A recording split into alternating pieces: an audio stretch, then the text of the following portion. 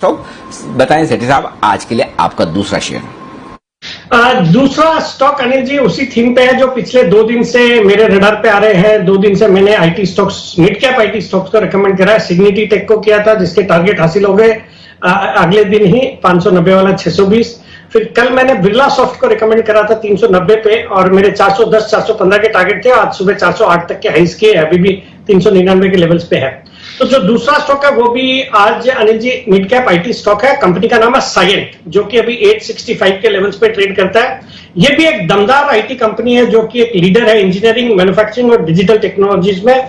और कंपनी ये जितने हाई ग्रोथ सेक्टर्स है जैसे एरोस्पेस, डिफेंस, फिर automotive, energy, mining, power, rail, इन सबको कैटर करती है। सॉलिड परफॉर्मेंस रहा है। मार्च क्वार्टर के नतीजे बेहद ही दमदार थे। पैट में 125% की ईयर ऑन ईयर ग्रोथ दर्ज करी है, from 46 crore to 103 crore.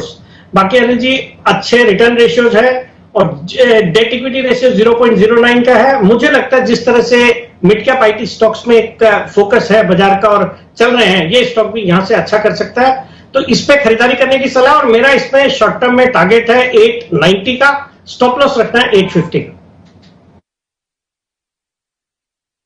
Okay, तो मिड कैप आईटी जबरदस्त एक्शन बना हुआ है 850। अच्छा, अरे इस पर एक मिनट दीप एक मिनट इस पर एक सेठी साहब से एक राय और लेनी है। सेठी साहब, कल ही एक खबर आई है, कल देर शाम यूनाइटेड एयरलाइंस ने 270 नए प्लेन खरीदने का ऑर्डर दिया है बोइंग को, एयरबस को। बोइंग और एयरबस दोनों से ये प्लेन खरीदेंगे।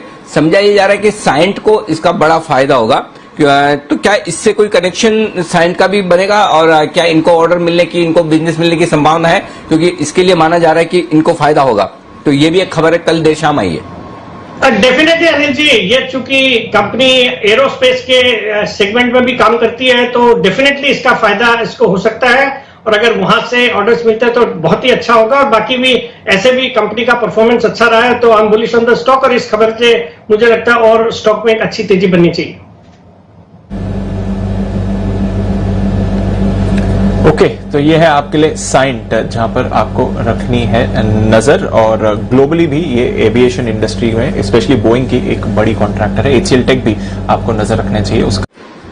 लाइव है हमारे साथ सेठी साहब इस वक्त शो में 3:30 बजे तक के लिए। तो सेठी साहब, स्वागत है आपका। बताएं सर, आज के दोनों कैश मार्केट के स्टॉक्स ही होंगे जिस तरह का मूड माहौल है उसको देखते हुए?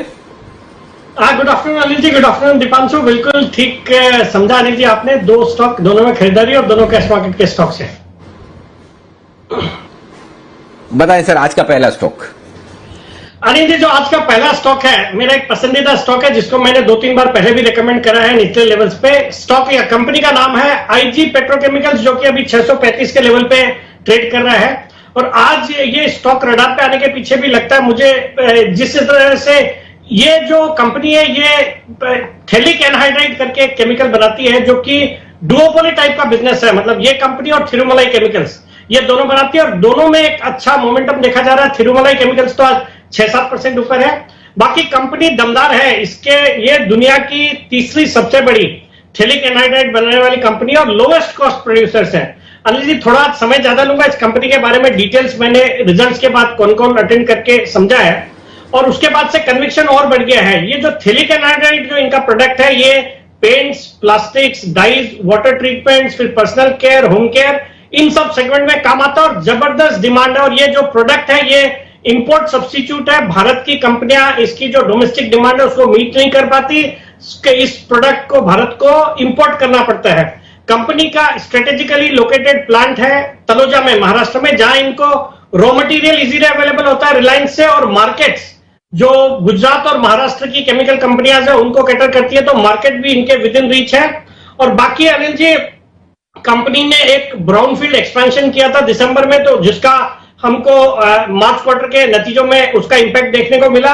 फिर अभी इनका बहुत ही जल्दी एक एडवांस प्लास्टिसाइजर्स का इनका एक कैपेसिटी क्रिएट हो रही है, तो वो ऑपरेशनल हो जाएगा आने वाले 2 वीक में, तो उसका भी एक पॉजिटिव इंपैक्ट रहेगा। और कंपनी एक ग्रीनफील्ड एक्सपेंशन की भी तैयारी कर रही है और इन्होंने इन्वायरमेंटल क्लियरेंस के लिए प्रपोजल भी डाला हुआ है, तो वो भी जब कभी होगा बहुत ही अच्छा होगा। बाकी अनिल जी, ये जो थैलिक एनहाइड्राइड का यूसेज है वो डेवलप्ड वर्ल्ड में इवन रोड्स बनाने में भी लगता है। और अगर वो चीज भारत में लागू हो गई तब तो ये जो प्रोडक्ट है इसकी demand for the next 20 years 20% की CAGR से ग्रो हो सकती है। तो इतना दमखम है इस स्टॉक में। बाकी मार्च क्वार्टर के बहुत ही सॉलिड नतीजे थे। ऑपरेटिंग प्रॉफिट मार्जिन था 30% का, कंपनी का रिटर्न ऑन इक्विटी 28% और मार्च क्वार्टर में 100 करोड़ के करीब का पैट डिक्लेयर किया, जो कि पिछले साल मार्च क्वार्टर में सिर्फ 3 करोड़ का पैट था।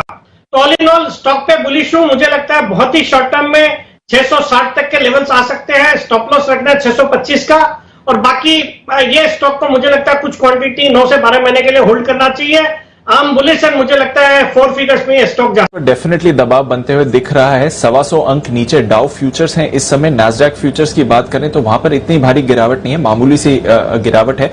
बट यूरोप में अब हम गिरावट बढ़ते हुए देख रहे हैं। तो जहां थोड़ी देर पहले 0.5% से 1% नीचे थे यूरोप के बाजार, वहां से और फिसलते हुए दिख रहे हैं। लगभग 1.25% की गिरावट आपको यूरोप में आ रही है। बट सरप्राइजिंगली कच्चा तेल होल्ड आउट कर रहा है, सोने पर हल्का सा दबाव है। एशिया की बात करें तो हांगकांग जरूर 150 अंक फिसल कर बंद हुआ। चाइना के बाजार पॉजिटिव क्लोज हुए थे। बताएं सर क्या करना चाहिए? ग्लोबल क्यूज थोड़े नेगेटिव होते हुए दिख रहे हैं।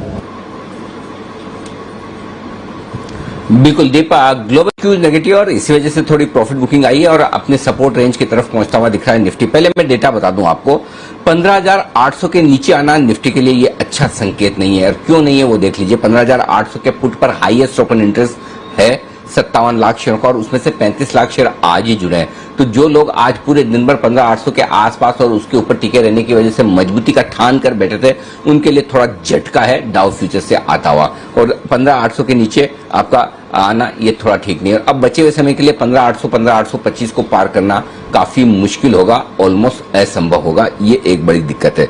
अगला सपोर्ट इमीडिएटली जो है निफ्टी पर वो 15,700 का होगा, यानी 15,675 15,725 की रेंज में निफ्टी सपोर्ट लेगा। तो अपने सपोर्ट लेवल की तरफ बढ़ रहा है। कल भी हमने 15,725 का सपोर्ट लिया, आज भी हम उसी के आसपास 15,675 15,725 की रेंज में सपोर्ट लेंगे। वहां पर हल्की फुल्की खरीदारी या शॉर्ट कवरिंग का आप सोच सकते हैं। क्योंकि ग्लोबल मार्केट साथ नहीं दे रहे हैं, इसलिए आपके लिए ऊपर टिकना मुश्किल होगा। तो 15,800 के आसपास आए वह अपनी लॉन्ग पोजीशन आप हल्की कर सकते हैं। तो एक बहुत क्लियर कट रेंज जो दिख रही है 50 पॉइंट की, 15,675 15,725 सपोर्ट, 15,800 15,850 रुकावट का लेवल। ये डेटा के लिहाज से क्लियर कट है। अब आइए बैंक निफ्टी। समस्या है यहाँ पर 34,900 में कही रहा था आपको कि 3 दिन से बैंक निफ्टी ने 34,900 नहीं तोड़ा है। 34,900 तोड़ते बैंक निफ्टी के लिए थोड़ी रिस्क बढ़ जाती है। क्यों बढ़ती वो देखिए। इंटरेस्टिंग बात क्या है, बैंक निफ्टी पर 35,000 के लेवल पर दोनों ही ओपन इंटरेस्ट है। 35,000 पर पुट और कॉल दोनों ही हाईएस्ट ओपन इंटरेस्ट एक ही स्ट्राइक प्राइस पर है। 35,000 के पुट में आज 19 लाख शेयर जुड़े थे, टोटल मिलाकर 36 लाख शेयरों का ओपन इंटरेस्ट है। 35,000 के कॉल्स पर 26 लाख शेयर हैं, जबकि वो भी हाईएस्ट ओपन इंटरेस्ट है। तो अब आप जब 35,000 के नीचे ट्रेड करें तो यहां पर एक्चुअल बुल ट्रैप हुआ है और यहां पर बुल ट्रैप होने की वजह से अनवाइंडिंग होने की संभावना पूरी है। तो ऐसे में 35,525 35,675 इस रेंज तक बैंक निफ्टी आ सकता है। वहां पर आपको शॉर्ट कवरिंग और खरीदारी करनी है। 35,800 आखिरी, माफ कीजिएगा 34,800 आखिरी उम्मीद है। 34,800 टूटा तो और गिरावट की रिस्क आपके लिए बढ़ती हुई दिखेगी। तो बैंक निफ्टी ज्यादा कमजोर दिख रहा है, निफ्टी कम कमजोर दिख रहा है। निफ्टी सपोर्ट जोन के नजदीक पहुंच रहा है, बैंक निफ्टी 34,800 के आखिरी सपोर्ट के नजदीक है। ये आपके लिए डेटा है जो अभी दिख रहे हैं। दोस्तों, अगर आपको संजीव भसीन के मल्टी बैगर शेयर चाहिए जिसमें ट्रेडर संजीव भसीन खूब मुनाफा कमाते हैं, तो अभी लेफ्ट में क्लिक करके वो वीडियो देखिए।